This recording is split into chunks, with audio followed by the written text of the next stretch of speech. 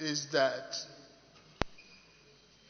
there's a cordial working relationship now between the executive and the legislature. Kudos to you. Congratulations for this wonderful relationship, which will also positively affect the budget which we're about to pass.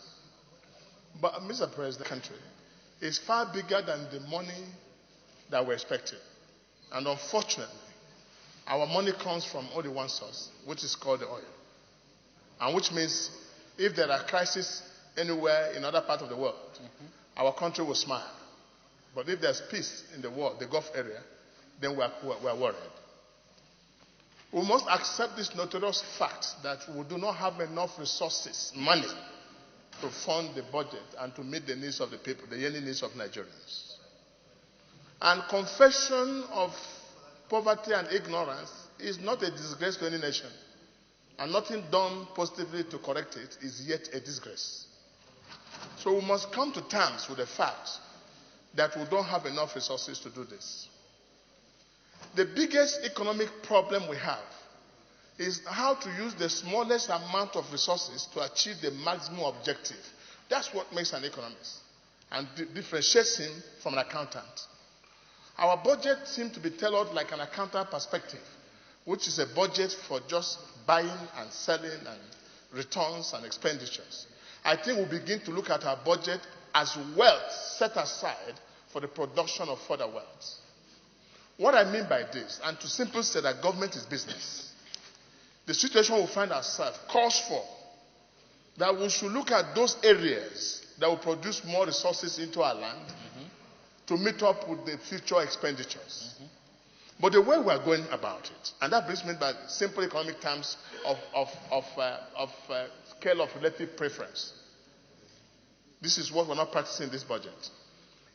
Take, for instance, Mr. President, I would have expected that we should change the narrative by not allowing debt services and the currency go up over 81%, 79%, or 71% of the total money.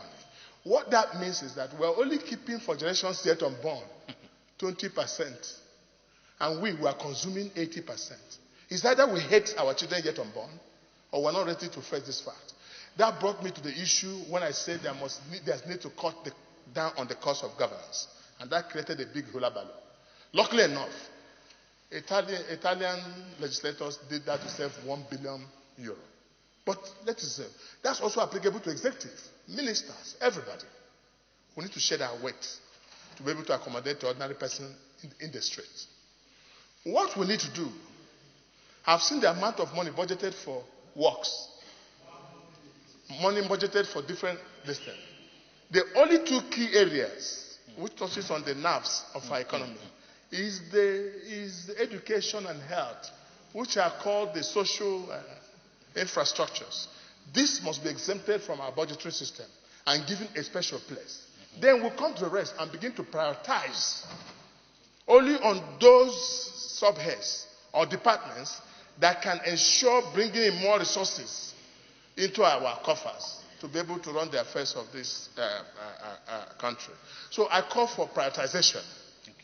You did mention, and you announced Nation-Okorocha as the chairman of tourism and culture. And tourism is expected to create jobs and bring more money into the system. But I'm sure in this budget, the amount of money budgeted for tourism to kick off might be infinitesimal compared to what we expect. So how will tourism flourish? Or those other sectors that help the economy. Another painful thing. You have to round up now.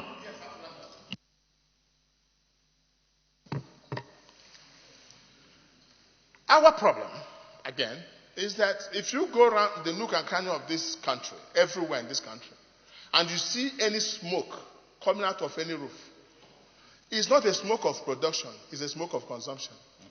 It's either ishewu or jollof rice or kunu.